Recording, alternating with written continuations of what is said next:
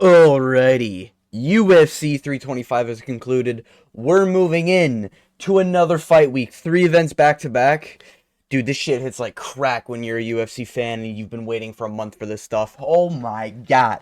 And despite what apparently a lot of people suggesting with 325, I think 325 was an alright event. Quick recap. I will put the numbers on screen. I went 6-7 on predictions. This happens a lot on the channel. I have no idea why. Maybe it's fate tempting me. I'm just cursed. Yeah, and then in parentheses, my notes were basically Yee's brutal robbery, so I should have been 7-6, but UFC had to make sure I had 6-7 predictions for some reason.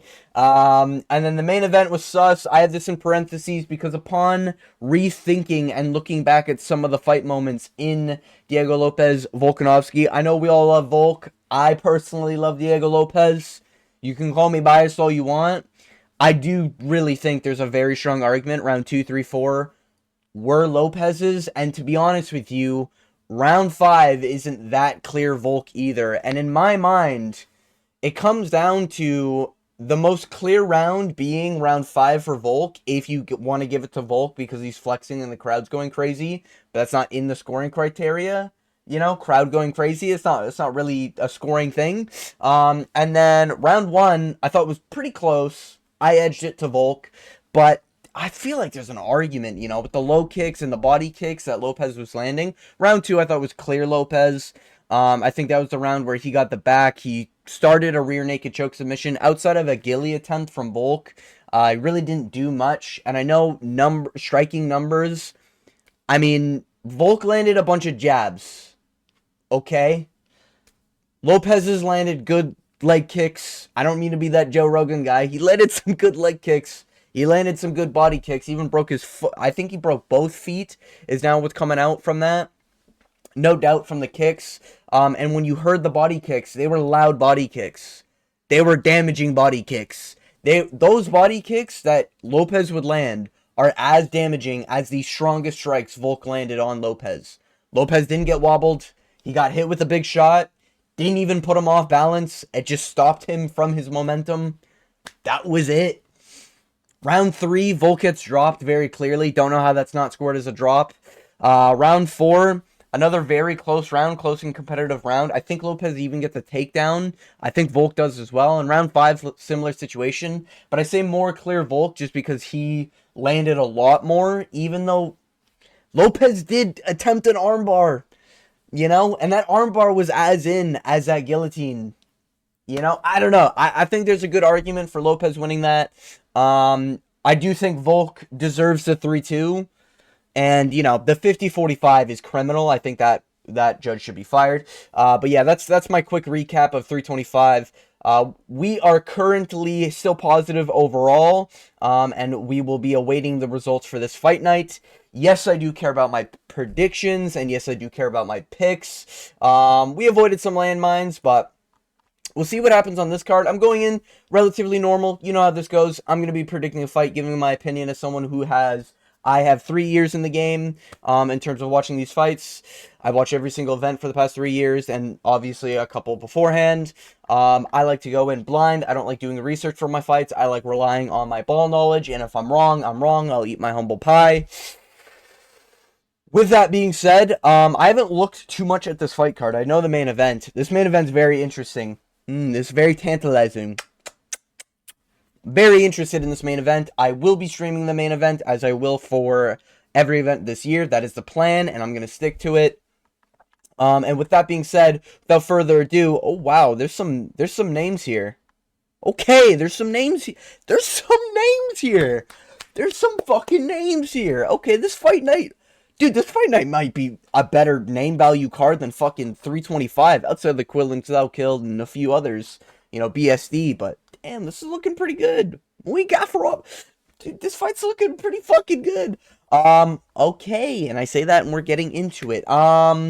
Priscilla Capoeira taking on Claudio Segula. Of course, we get a women's fight, alright? And I did mention, I do care about my picks and predictions, and so we do the very high-tech method. when we predict women fights. Very high level method.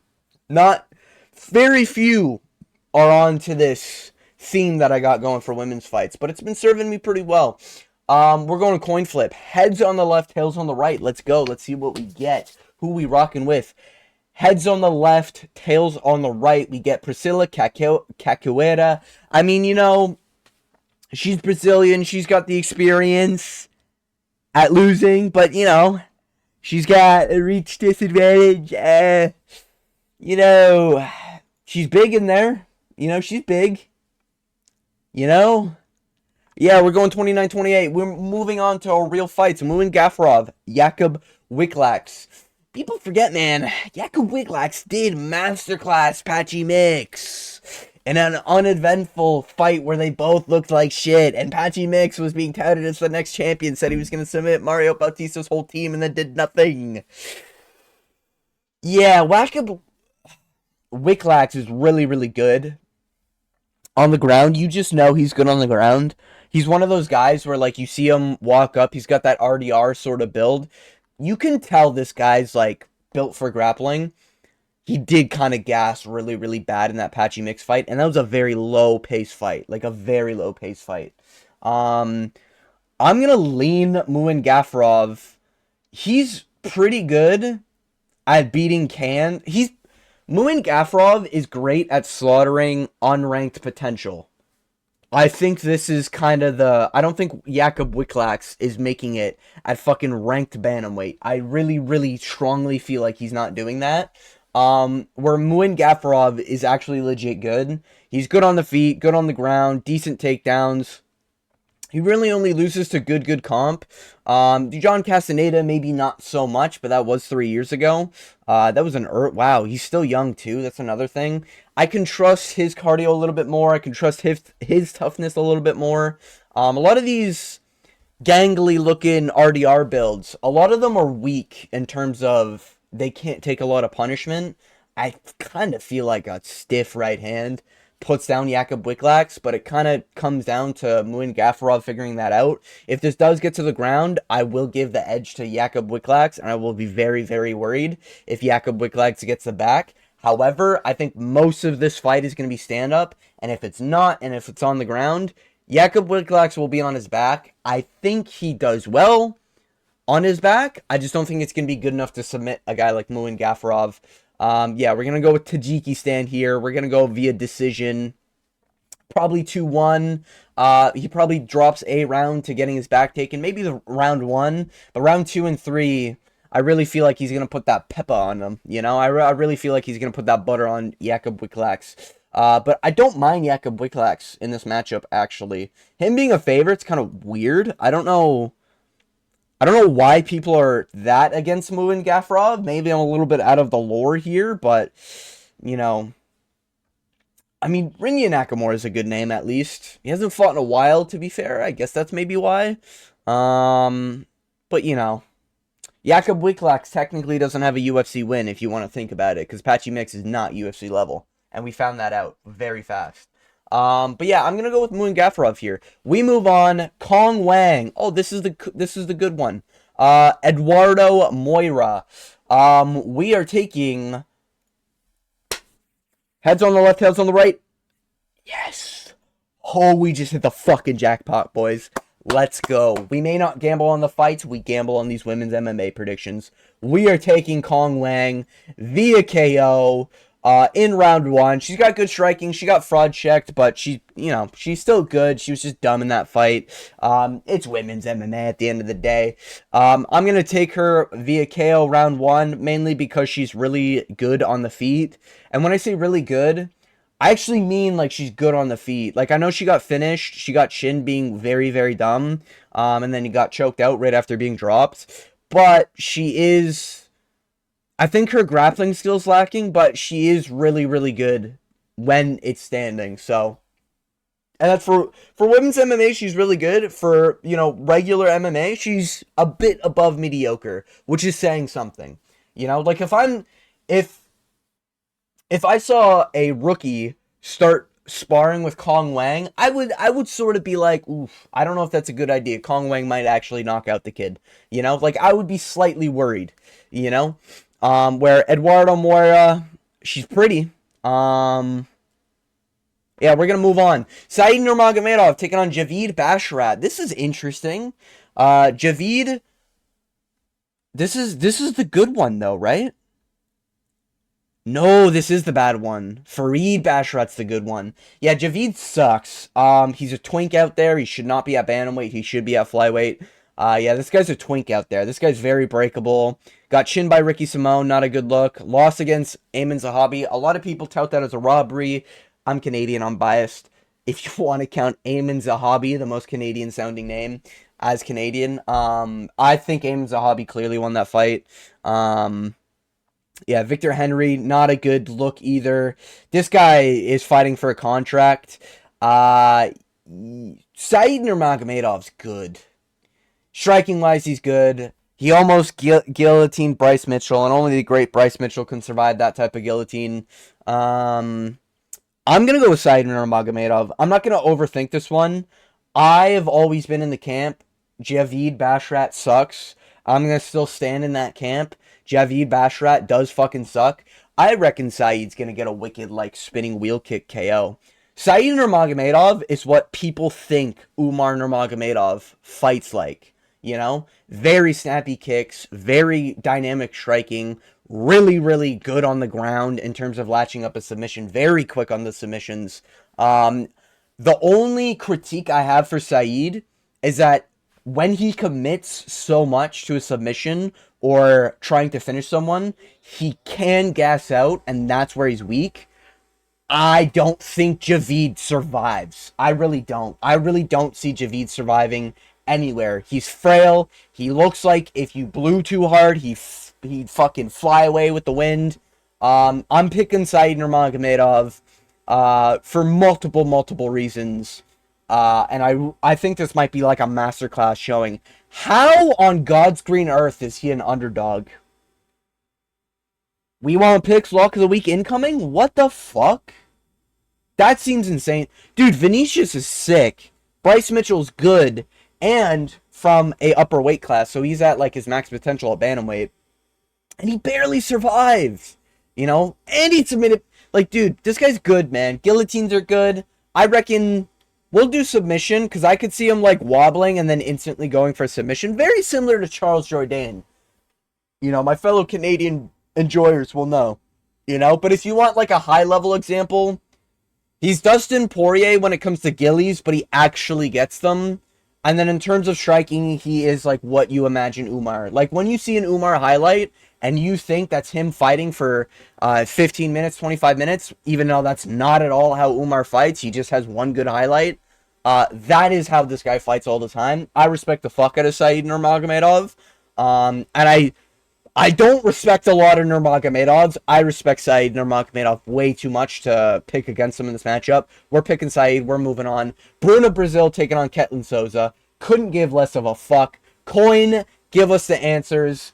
It is left day, apparently. We're taking Bruno Brazil. I mean, what else can I say? She's the favorite to win the fight. Nobody gives a fuck. We move on. Alex Morono versus Daniel Donchenko.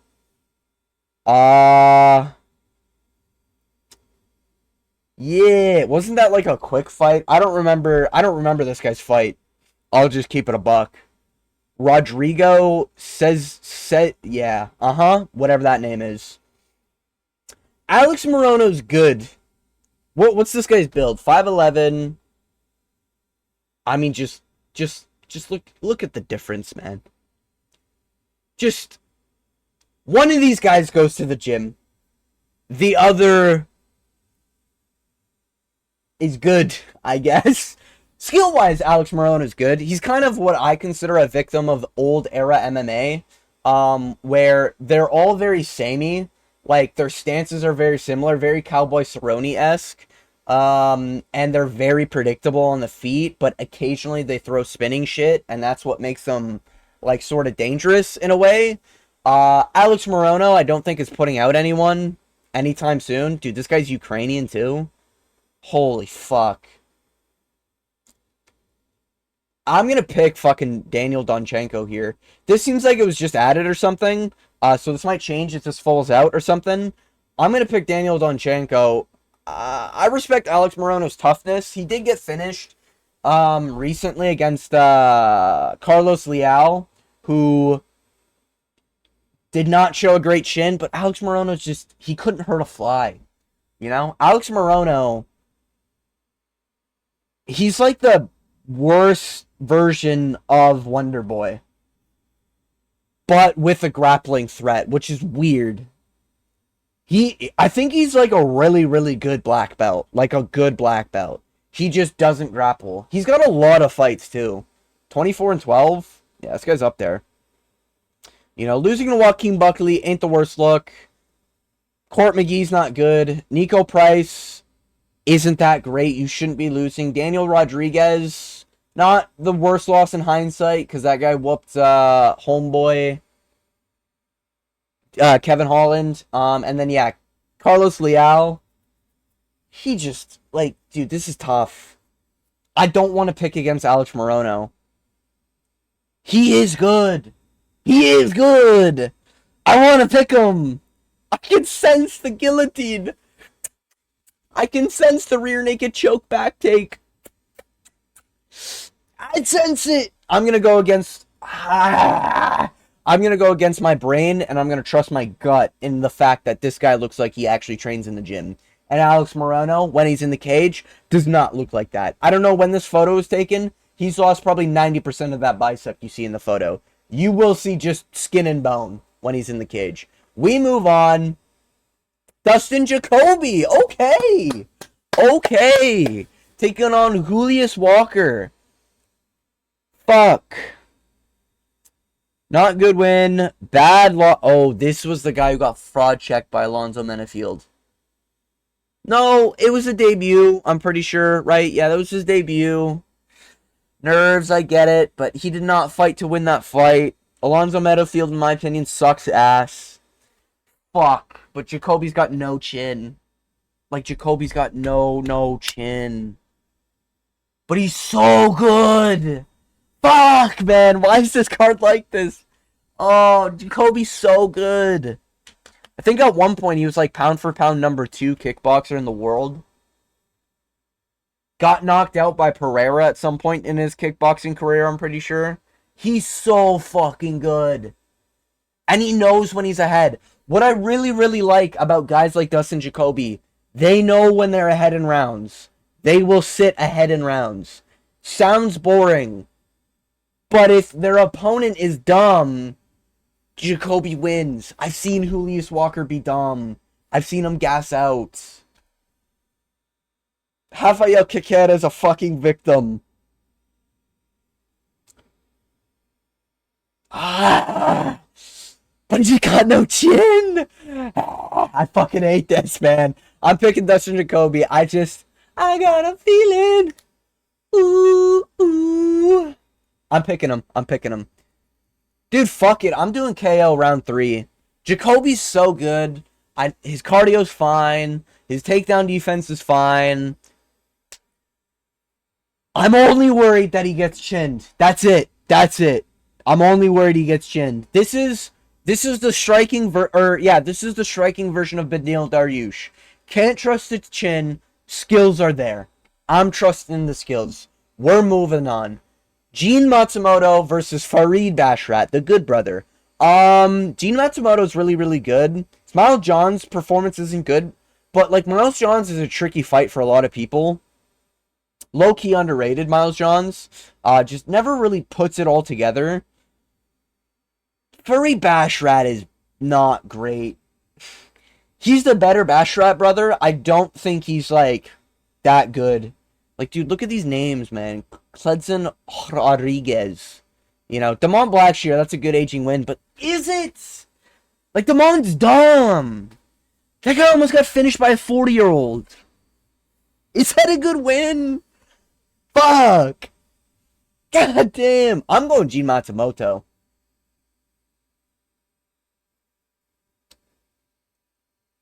I'm going with my gut here. I'm going Gene Matsumoto. Younger.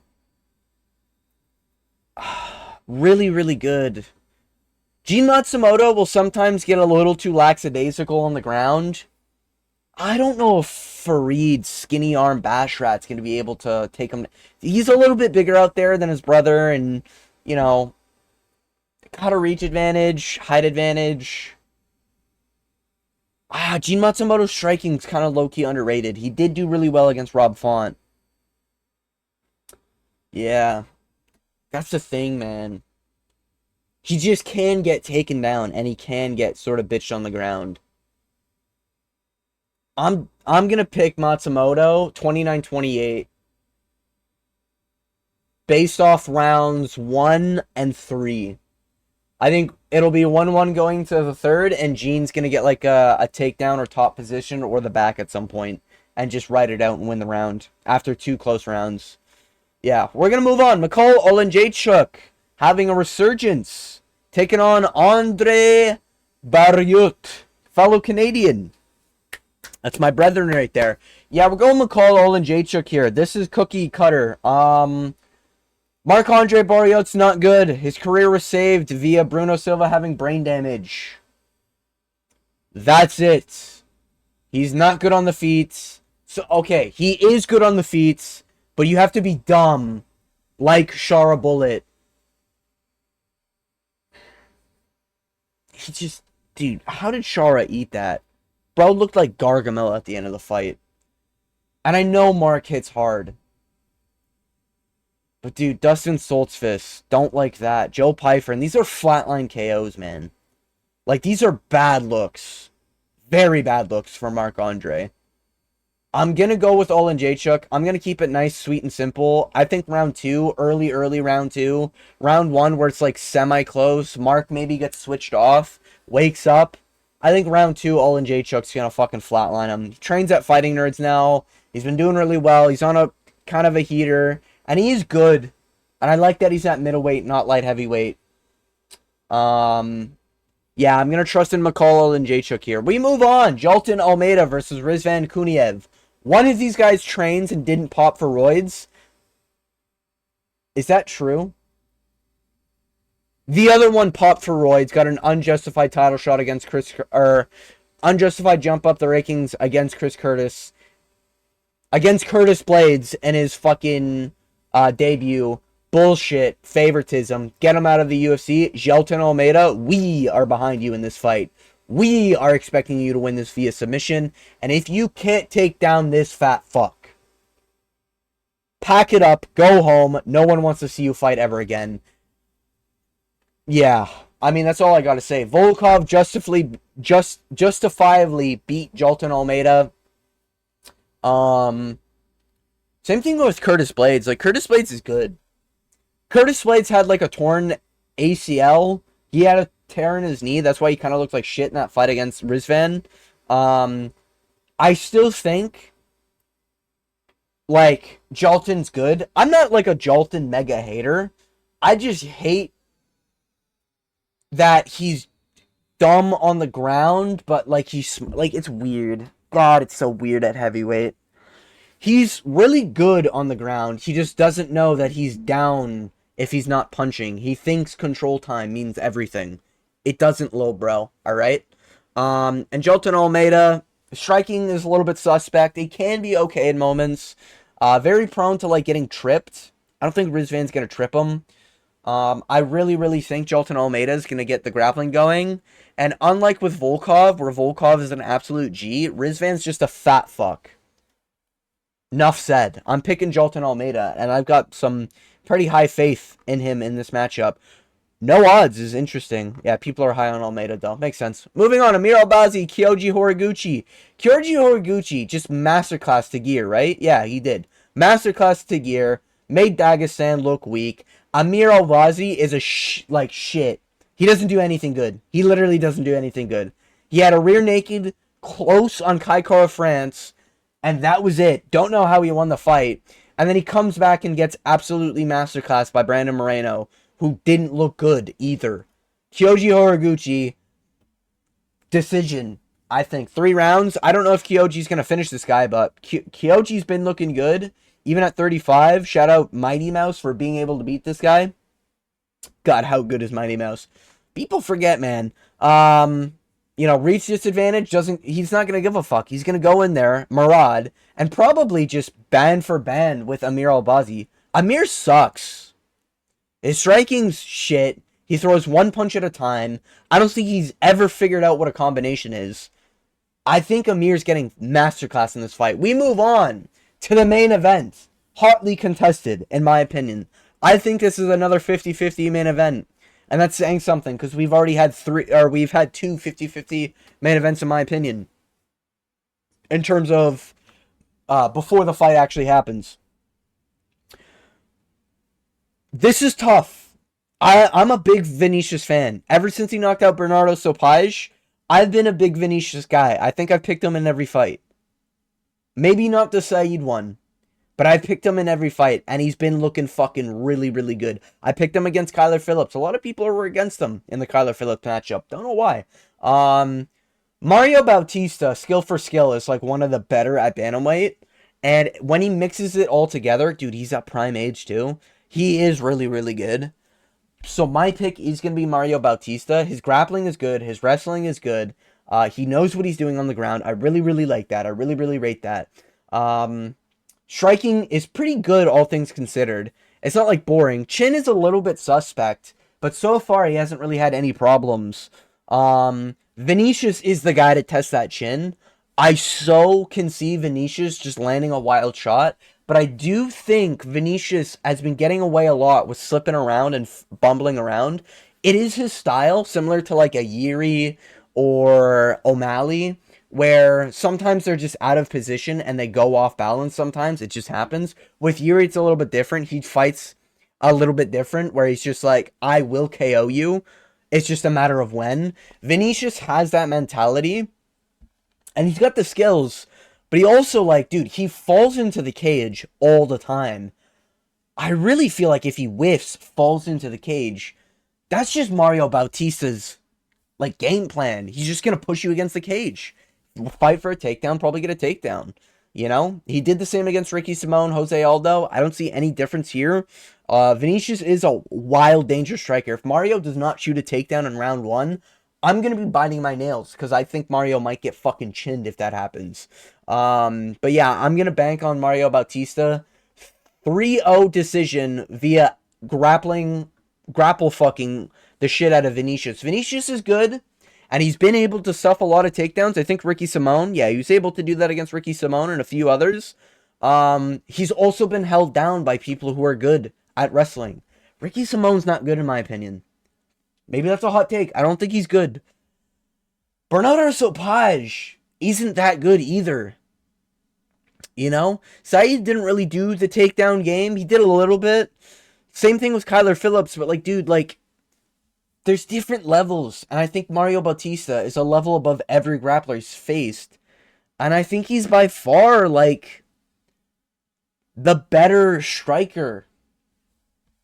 Like, when we look at skill sets, Mario Bautista is better in every single class than Vinicius has fought. You know? Chin is the only thing suspect, because Vinicius is a fucking animal in there, and I mean that in a good way. Got a lot of respect for Vinicius. I'm very, very close to picking Vinicius. But if I know my dogs, and I know my Vinicius Oliveiras, I don't think he's going to be able to beat Mario Bautista. I would love to see Vinicius winning, because Vinicius is a legit name. He's young, he's hungry, he's sick to watch, he's up there on my fighters to watch list.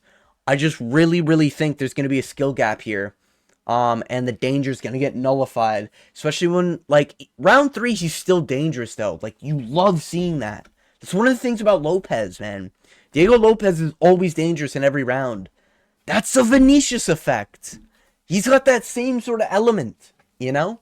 But I just don't think he's going to be able to find that shot to put Mario down. I can see it.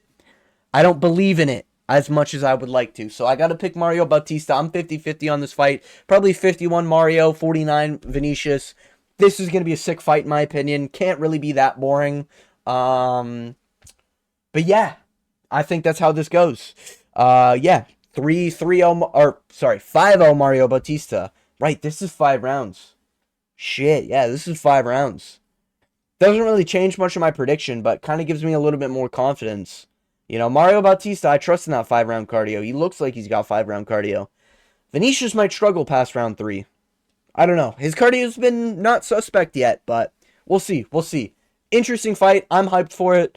This fight card looks pretty good. Aside from the 3 women's fights, it is what it is. This is my picks and predictions. And your friendly reminder, I am streaming this event. Come check it out during Saturday.